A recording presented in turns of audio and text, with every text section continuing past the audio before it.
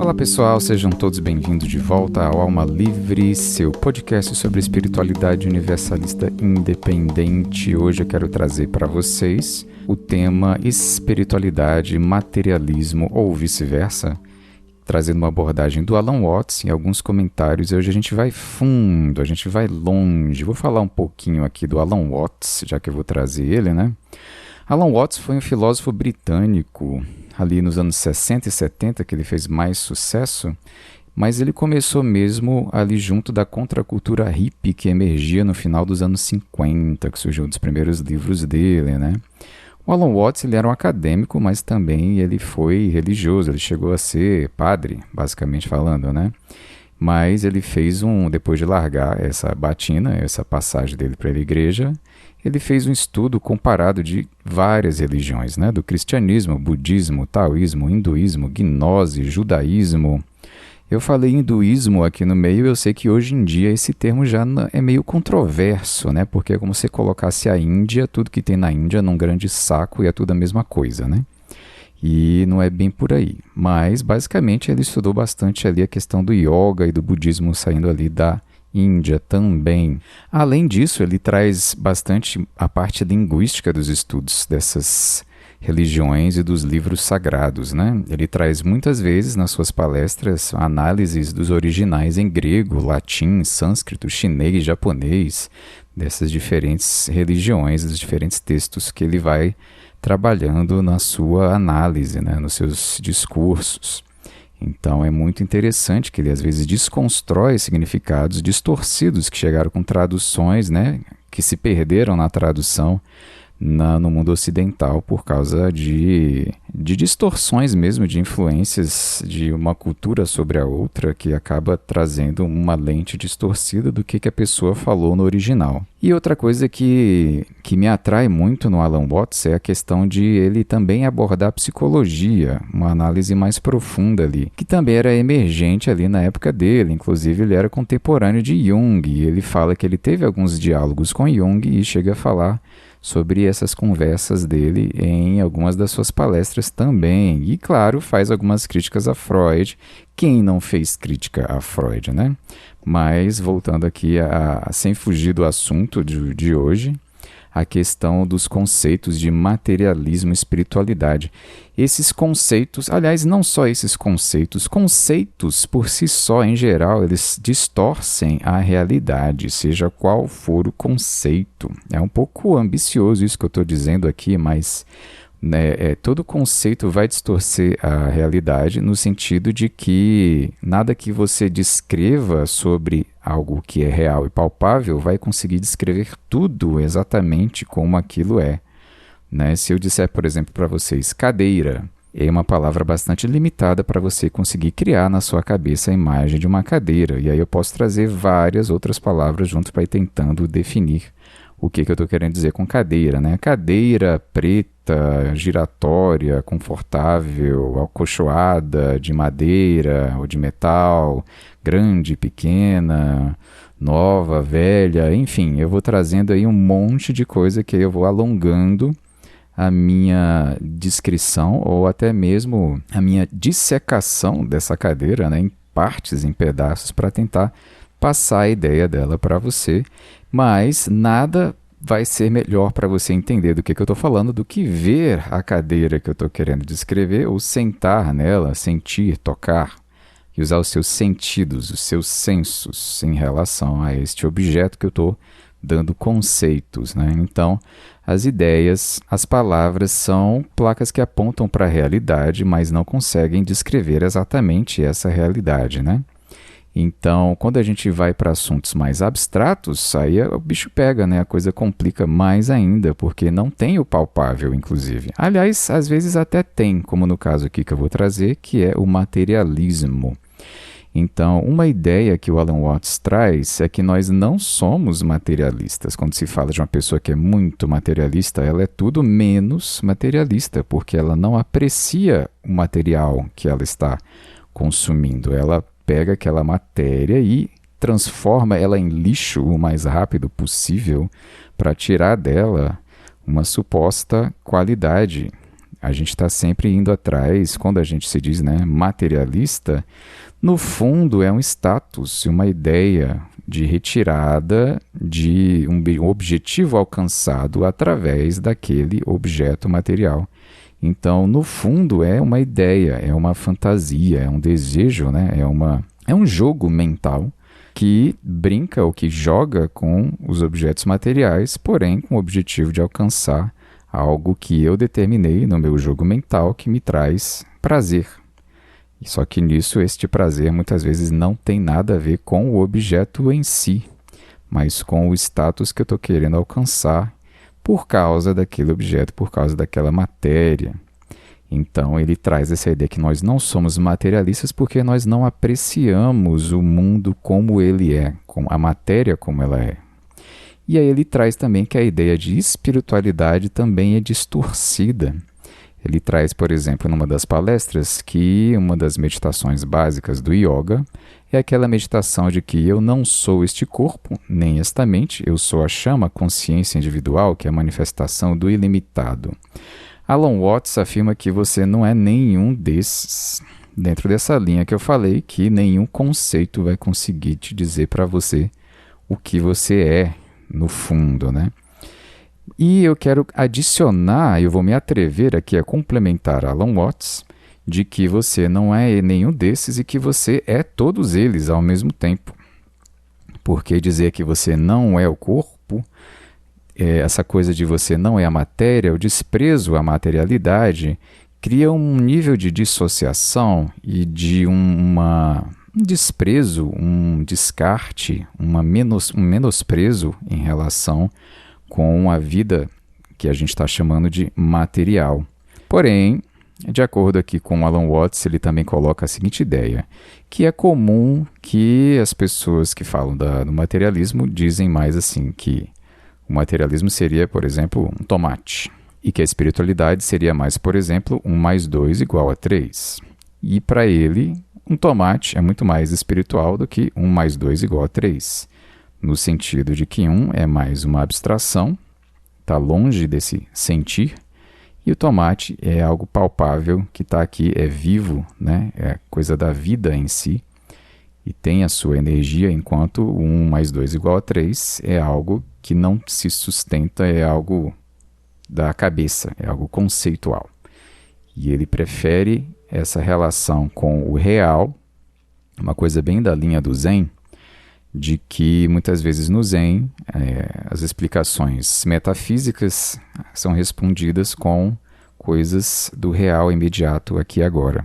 Alguns dos koans são muito assim, de que um aluno, um aprendiz pergunta para o mestre algo supostamente elevado e ele responde em termos simples da realidade agora, do aqui e agora palpável, real. E às vezes isso se faz o contrário, quando a pessoa está muito assim, simplista no real, palpável, a resposta vem espiritualizada, metafísica, né? Ou seja, aquela ideia de que as coisas por si só, elas são além, né? Eu vou chegar nesse ponto de compreender a realidade além da mente aqui. Então, Alan Watts, ele traz muito essa ideia de que o materialismo, ele não é negativo por si só, caso haja realmente, no fundo, uma apreciação, uma veneração, no bom sentido, de degustação, de entrar em relacionamento com o mundo material, com o mundo como ele é, de uma forma consciente, amorosa, de troca, de realmente sentir a coisa, né? De tirar o prazer, sim, daquela coisa, porém sem essa fantasia, né? Esse jogo mental, sem a perversão que leva a essas ideias mais relacionadas ao egoísmo relacionado à matéria, né? Ao materialismo. E que, no fundo, a espiritualidade não é um descarte da matéria em si. E aí ele traz, né, uma das passagens mais famosas do Alan Watts, é quando ele diz que a realidade não é material, a realidade não é espiritual, a realidade é, e nesse momento ele toca um gongo, né, aqueles sinos budistas, e Ele diz que não vai dar um nome para a realidade. E aí a gente vai chegando aqui em outro ponto. Em uma outra palestra, o Alan Watts é perguntado: Deus é onisciente? E ele responde: depende do que você está chamando de onisciente. Se você está dizendo que ser onisciente é conhecer tudo da enciclopédia britânica, eu acho que se ele vivesse nos dias de hoje, ele ia dizer assim: é conhecer tudo do Google ou do ChatGPT? Se você acha que isso é ser onisciente, isso não é onisciência, isso é elefantíase cerebral. Ele coloca essa brincadeira. E eu lembrei do Wagner Borges, outro palestrante que eu costumo acompanhar muito. Ele, como médium, projetor astral, ele fala muito de contato com amparadores, com espíritos mais avançados. E ele diz que para os espíritos mais avançados, o pensamento é lento. Mas se esse nosso pensamento conceitual, que eu estou chamando aqui, dessas ideias verbalizadas, que tem que colocar tudo em caixas, em palavras, ele é lento, então o que seria mais rápido? O que é mais rápido que esse pensamento lento? Eu diria que é o sentir. Por exemplo, quando a gente fala do eu, quando a gente faz um gesto físico para indicar eu, onde é que a gente põe a mão? A gente põe a mão na cabeça, no cérebro, assim, eu? Não, a gente leva a mão para o peito ali. E o que tem no peito? Coração, esse sentir. Então, também outra ideia que o Alan Watts traz, que no budismo, no taoísmo, também tem muito essa ideia do eu ser a mente e coração, ou coração-mente. Ou seja, a sua consciência não é exatamente o seu cérebro ou a sua mente tagarelante, que essa consciência é algo por trás do pensar. É esse sentir, que é esse coração, que ele seria, na minha opinião, mais rápido. Porém, a gente não está acostumado a trabalhar esse sentir, muito pelo contrário, a gente está vivendo uma era, a era da informação, que é a era do pensar, conceituar e trabalhar o intelecto o máximo possível, fazer elefantíase cerebral o máximo possível e ficar com enxaqueca, de tanto ficar nas telas e de tanta informação o tempo todo. E a gente vai falseando essa consciência, esse sentir, porque a cabeça consegue falsear essa realidade, com a cabeça a gente veste lentes para interpretar o mundo, a vida, a gente dá um colorido que, em geral, não existe na realidade, e a gente se faz sentir, reagir emocionalmente de acordo com aquele colorido mental que esse pensar está colocando em cima da verdade, em cima da realidade. E aí a gente vai tendo esse sentimento reativo, esse sentimento que está sempre em relação com essa cabeça que está mal direcionada muitas vezes, está em modo jogo, em modo fantasia, em modo status. E esse modo vai trazendo uma interpretação da realidade e vai moldando esse sentir. E a gente vai ignorando, subestimando o sentir e dando uma importância exacerbada a esses jogos da mente. E a gente acaba viciado em pensar, viciado nessas reações que nós temos com base na cabeça, e nós não nos permitimos o silêncio mental, o silêncio de pensar para ouvir esse sentir por trás, Permitir que a gente fique à vontade com esse sentir sem esse entretenimento, esse estímulo constante de informação o tempo todo. E é um desafio para nós nessa era agora da informação, é se permitir sentir sem esses jogos da mente. Mas para isso a gente vai ter que ter coragem de encarar o suposto tédio da ausência de estímulos direcionados para a manipulação dessas nossas emoções. Então, silenciar esse falatório de conceitos da cabeça é essencial para a gente começar a calibrar o sentir, a desenvolver essa outra habilidade que seria um pensamento mais rápido, entre aspas, uma consciência mais capaz de processar o mundo lá fora sem esse filtro constante do julgamento mental. É claro que o julgamento mental tem a sua função, tem a sua vantagem, é uma habilidade. Porém, ficar viciado nele e ficar o tempo todo trabalhando em termos de pular para conclusões impede que a gente tenha o desenvolvimento dessa outra capacidade que é mais atrofiada na gente, que é esse sentir, que seria o lado mais intuitivo, o lado de realmente perceber através das suas sensações, ao invés de ficar somente nos cálculos mentais constantes, né? Essa é a ideia por trás das meditações que trazem a questão de silenciar a mente, né?